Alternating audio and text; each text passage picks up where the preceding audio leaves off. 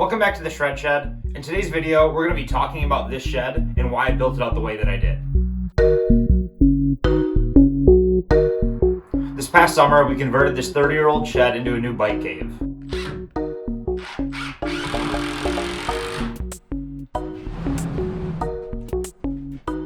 The shed now functions as a workshop, bike storage, and a place for me to sit down and edit videos. So when we built it out, we kept those three things in mind. It had to make the best use out of the limited space that we have. We had to be very mindful of what we were building and be very conscious of using up valuable floor space. While the floor measures 12 feet by 16 feet, that's not necessarily the case for our usable headroom. This shed was built with a gambrel roof design, which is great for head clearance throughout most of the shed, but eats into usable wall space and limits our layout because the roof starts to taper in just under 4 feet off the ground. Starting up at the front of the shed, right when you walk in is our mountain bikes. I chose this part of the shed primarily for ease of access. It's quick and easy to get in here and grab them really quick before going out for a ride. It's easy to load them back up into the shed when your hands are full, and it was going to otherwise be wasted space if they didn't go there. If we remember back to earlier last summer, we built the bike rack here on the channel, and it was designed around storing our bikes in the smallest space possible. We ended up going with a rack that holds the back tire at a 45-degree angle. That way the bikes don't protrude too far into the shed, and it's easy to grab them. Because of the style of shed that we have, we can't really store them vertically on the wall, because as you can see, it's not very tall. In front of those, I just store a shop vac and a fan, just because there's nowhere else to put them. It's kind of wasted space right there, but it works out. Moving just past the mountain bikes is where I keep our bike stand. If I'm doing any sort of bike maintenance not on video, this is usually where I'm doing it at. This part of the shed gives me the most space without banging the bike into something. It's also the closest spot to access the toolbox, as well as the tool wall, but we'll get to that in a little bit. Over here, I built a little charging station for all of our batteries. Things like GoPros, drills, you name it. I wanted to have it all in one spot where I could charge everything up. This toolbox really isn't much of a toolbox, as it is more of a catch-all for everything that doesn't have a home yet. Up top, I keep all of the fluids, things like bike cleaner, sealant, degreasers, chain lube, all that kind of stuff. I have rags that are easily accessible, as well as shop towels mounted on the wall. Mostly anything pertaining to a messy job with a bike is going to be stored up here. All these drawers are pretty much filled with random stuff. I have organizers for small parts, extra toothbrushes, shock pumps, more organizers, extra rim tape, brake bleed kits, torque wrench, and all of the bigger drawers down below are just filled with random things. In my opinion, the most aesthetically pleasing thing about this workshop is the barn wall and all the tools that hang on it.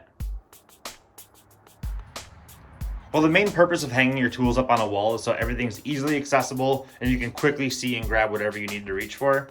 I also wanted this wall to look good since it's become kind of a set and filming area for this YouTube channel.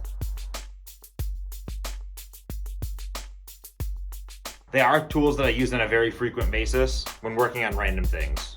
Most of the bike-specific tools are stored over on this side of the wall, and the other side stores more of the traditional tools like screwdrivers, wrenches, and picks.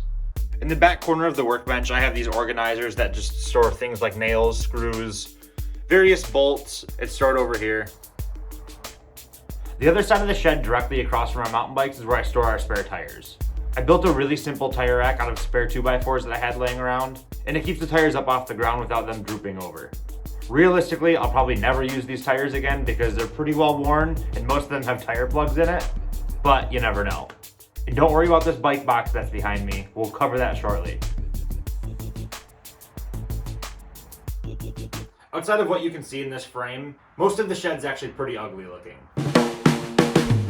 Now that I've been working out of this shed for about 8 months, I'm starting to realize a lot of things that I would do differently next time around. When I built this workbench, I used the J shape because I figured it was the best way to get the most surface area for a workbench as I could, tucked into a small corner of the shop. The section behind me works great for working on things. I don't care if it gets really dirty, and all the tools are really handy being hung on the wall right in front of you. This middle section of the workbench is also pretty handy, but I don't use it as frequently. I more or less use that part of the bench to store things while I'm working on other projects, or just to set things down and get them out of the way.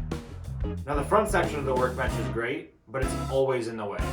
If I were to build this bench again, I would probably put this front section on casters so I can roll it out of the way whenever I'm not using it. See, the way I built this workbench is now I'm kind of trapped in this little corner whenever I'm working on a bike.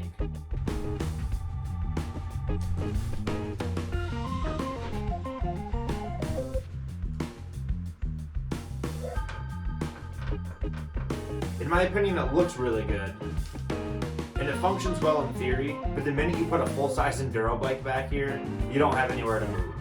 While the purpose of this section was to give myself a little more benchtop surface area, it was also intended to function as a desk where I could sit and edit videos. My thought process was that I can put me and the bike back here while I'm working on it. I'll put the camera right where you're at right now. You'll be able to see both the workbench and the tool wall behind me the whole time, and it'll look great. But in reality, it never works out. The camera's always in the way, I'm banging the bike onto the workbench, and I'm always trying to shuffle around the bike in order to get to a different tool.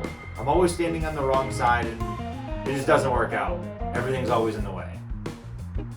But if I had this section of the workbench on casters, I could just roll it away, and I would have a lot more room. Because that's really the issue, I just get cornered in here. This is only a 4-foot section. And when you put both you and a bike back here, there's not really much room.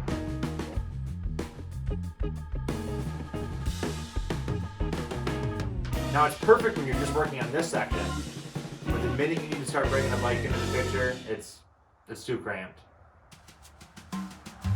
Another thing that I would change about this workbench is the way that you can just see into the shelves. It's really handy when reaching in to grab a bin, but it looks really cluttered whenever I'm trying to film something in here. I intentionally have the camera positioned just above the surface of the workbench so you can't see what's down below, just because it looks too messy all the time. Sure, I keep everything tucked away in bins, but it just doesn't look good. If I were to make this thing again, I'd probably spend the extra time and money and put more of a cabinet system down below. That way it keeps everything out of sight. Sure, we could just throw a board onto some hinges and call it a day, but I'd like to think that we could come up with a better solution than that. Plus, since this is already such a confined area to work in, adding a hinged door system would just further add to the cramped feeling you get when working back here. A sliding panel system is still a possibility, but we'll save that problem for another day.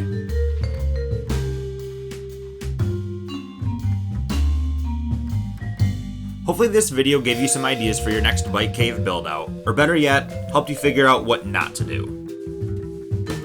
Like all workspaces, this one's a work in progress and will be changing over time. Let me know any suggestions you have to better utilize this workspace, and maybe we'll make those changes for the next bike cave video.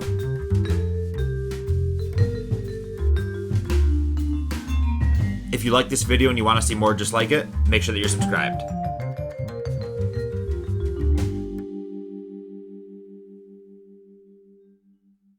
Stay. Rusty, stay. Stay. Can Look. I stay down here? Yeah, right there is perfect.